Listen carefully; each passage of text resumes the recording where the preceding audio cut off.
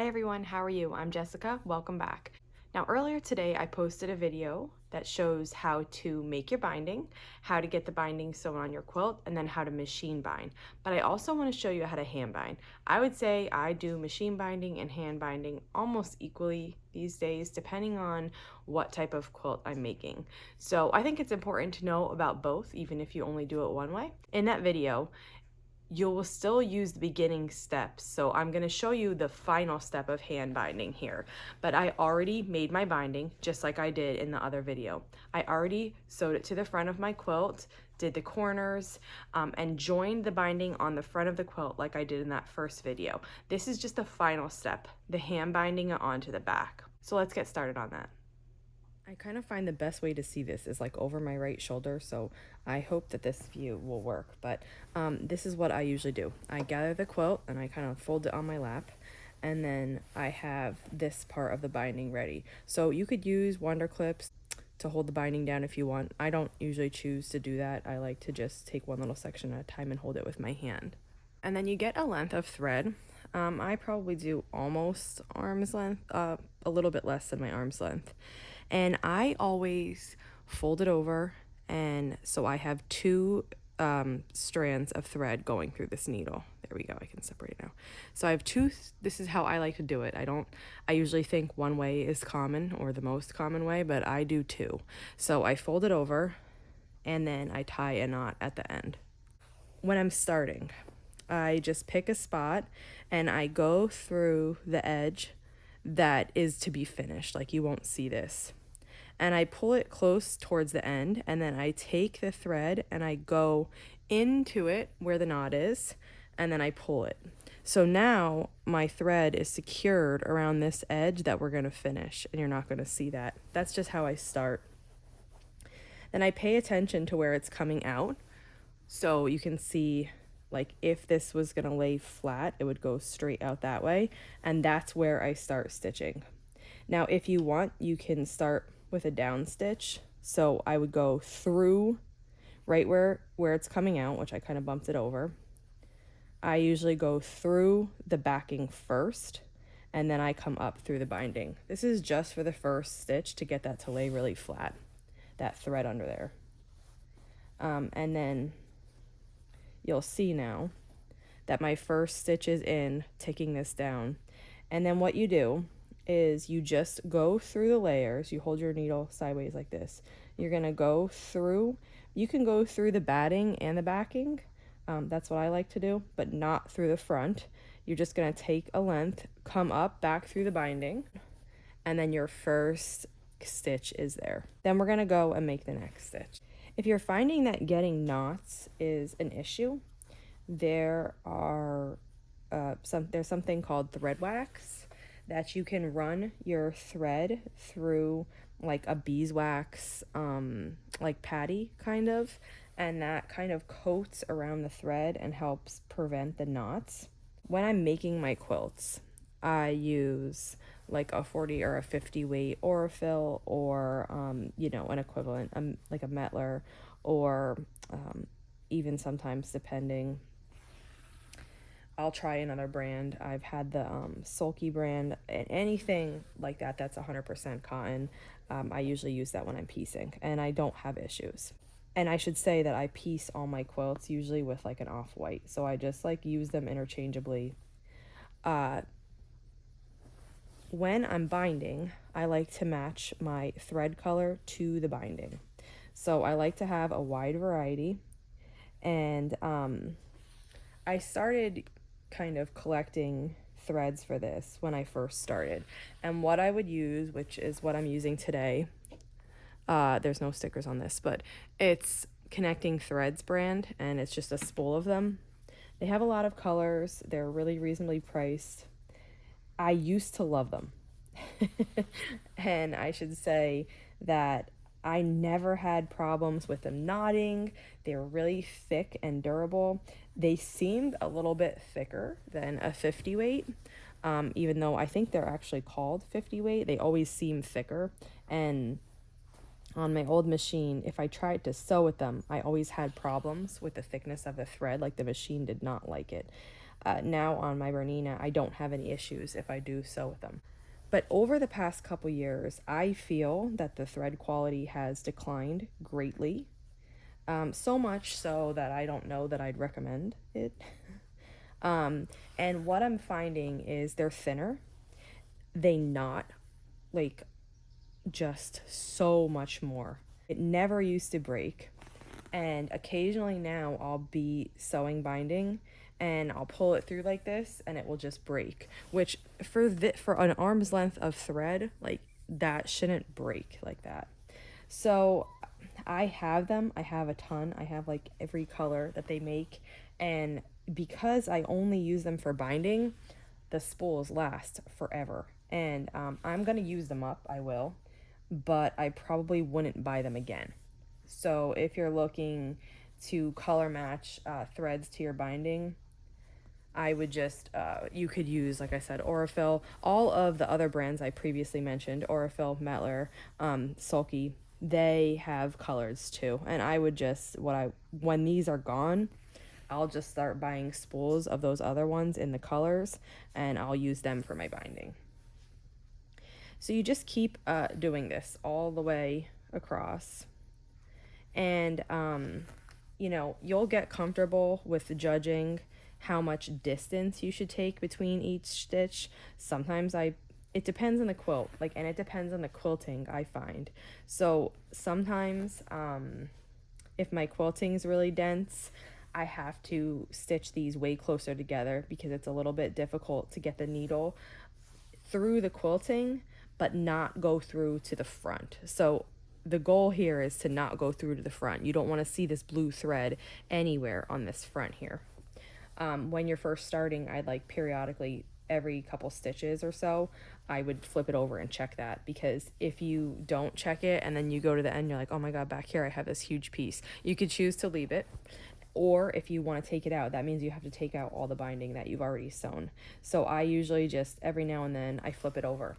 And like I was just saying, when the quilting is really dense, I check way more often, because I find that when the quilting is dense, I go through way more often. Here, I'm working on this is like a wavy quilt. There is no quilting in this stretch that I'm doing right now, and so then I know that I'm not going to go through, just out of experience. But if I get a knot, I just stop, adjust it, and then pick my needle back up and keep going. All right, I brought you in a little bit closer. I'm approaching the corner, so I want to show you that in detail. But you just keep stitching along, just how I was showing you before. And these stitches are little. I don't go far onto the binding. So you have, I can see them, and I think a trained eye can see these, but you don't see them unless you're looking for it. They're very little stitches. You don't go far onto the binding, because, for example, if I went to take my next stitch, but I went down here, let's just say, that means this whole part from where my needle is now to the edge of the binding, you would see that. So what I do is I just come right up at the fold. I'm making sure I'm going through both layers and I have them grabbed, but I'm not going far into the binding, because then you would see these big lines of stitching, and I feel like this is just meant to be more invisible. I'm coming to this corner now, and what I do when I get to a corner is I finish the side that I'm on. So I go all the way up to the edge of the quilt, to this edge here. I'll finish sewing this on, and I usually get into the part where it's going to be finished, so I don't have my thread sticking out. Then I take this quilt and I turn it, because we're going to start working on this edge, but right now I'm just going to prepare the corner, and then I'm going to end up turning the whole quilt. So I'm getting these strings in order. You could trim these with scissors. I usually don't. I just tuck them in a bunch of times like this, and then they lay nice and flat. And I'm getting this edge, just kind of finger pressing it out a little bit. Then I'm going to take this edge and I'm going to fold it over so that this point meets this. And what I'm going to do, now this is probably pretty unconventional here. I kind of made this up. So what I'm going to do is I'm going to go under the binding, under this side of the binding here. I'm going to go under it. I'm going to come up So I'm going under the bottom binding. I'm coming up. See my needle sticking out right here? I'm coming up and I'm grabbing the top binding. Then I'm traveling through the top binding and I'm going to come out like there. And I'm going to stop now and pull this. Make sure I don't have any knots, and I'm going to pull it. Okay. Hold on, I have a knot there, and that's why it's not going in. There we go.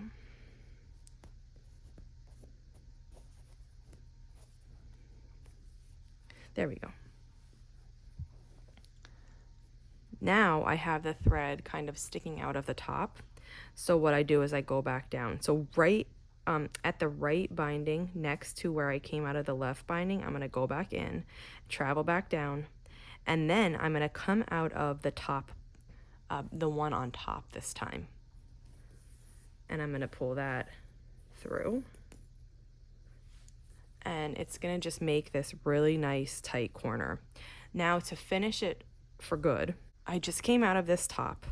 I'm going to go right next to it, but I'm going to grab the bottom or the right side, and I'm going to go into the batting and the backing, and then I'm going to come up just a short distance away and pull this.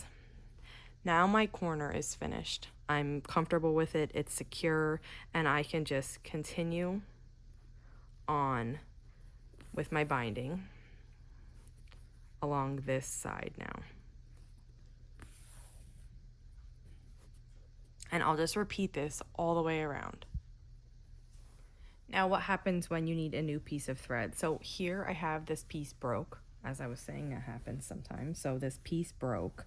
I undid a little bit of the binding so I had a nice enough tail. Then I have another piece of thread already ready with my needle on it, and it's tied in a knot here. So what I'm going to do is I just tie these two together. I'm going to tie it so it goes flat against the backing, as tight as I could get it there. And I just tie a knot here like that. So now I have this knot tied. And what I do is I'm just going to continue on. So I take these tails and I tuck them. And they're going to get tucked under the binding. And then I'm just right exactly where I stopped. I'm going to come, so I can look, I'm peeking to make sure I'm getting this right. I'm going to come up through the binding. And then I'm going to take a small stitch, just a very small one, to make sure that knot that I made stays hidden. And then you just continue along. And now your new thread is attached, and you can continue this way. I've come all the way around the quilt, I've done all the corners, and I'm approaching the area where I started, so I want to show you how I end. Again, I think a traditional way is to do a quilter's knot, and I do that in a little, in a small way. But I do a few other things too that I kind of made up as I went. So I'm always like thinking, what is the most durable? What is the most lasting? What can stand up to use and abuse without being ruined? Or that's why I've always done the two threads as I join this. Now you can see here, I'm almost back. Just this little bit isn't done. So I go right up to, I sew right up to where I started. And let me get there. All right, if I take one more stitch, I'm right to where I started. So now my binding is all the way down, but how do I get this off? Again, this is unconventional, so feel free to do it your own way and not like this. But what I do is I start by taking a stitch almost exactly where I just was. I'm like slightly to the left of this stitch, but it's really close. And I come up, then I take my needle and I put it through this to make a knot. And I do that 3 times. So I go in the exact same spot again. There, that's 2, and I'm gonna do 1 more. Okay, that's 3. Now this is a really nice and tight one. Sometimes they're not as pretty. They can get chunky if you don't tie them really tightly on top of each other. So I would say like a good finishing knot like that comes with practice. Then I'm going to go back under the binding and take another stitch just a little length away from this. And I'll do that just a few times just to get away from that knot, just to give it some space. Okay, and then once I'm out a few stitches away, I will tie a knot in the thread. And I'm kind of, this is the knot right here, so I have a little bit of distance on purpose. So what I'm going to do now is I'm going to go under the binding and I'm going to take a big long stitch, so like even as far as I can go. That's kind of as far as I can go. And then what I'll do is I'll pull this through. Now I'm dropping my needle and I'm just going to hold the thread because my needle is secured onto here. I don't have to worry about losing it. I'm going to pick up the thread. And right here, I can see this is where the knot is meeting the fabric. I'm going to put my thumb on it, and I'm going to just give it a little tug. And what happens then is the knot sinks into the batting, the backing, and the knot is in there. So then I feel comfortable cutting this away. It's secured by a knot in the batting and the backing. That's a quilter's knot. And also, I did this knot up here myself. So that is how I end. And now we have finished hand binding this quilt. I hope you found this video helpful on how I make my corners, how I hand sew my binding on. I have never watched other people do it. I fully came up with this way on my own and in a way that made sense to me. So if it doesn't work for you, feel free to look for other tutorials on hand binding and see if they work. If you have any questions, just leave them in the comments below. And if not, this sew along is completely finished now, but I have lots more planned. Also, if you want to let me know in the comments what you want to see next. Are there certain videos, how-tos you'd like to see? Should we just plan and jump right into another quilt along? Let me know what you're interested in seeing because I'd be happy to do it. Thanks for following along.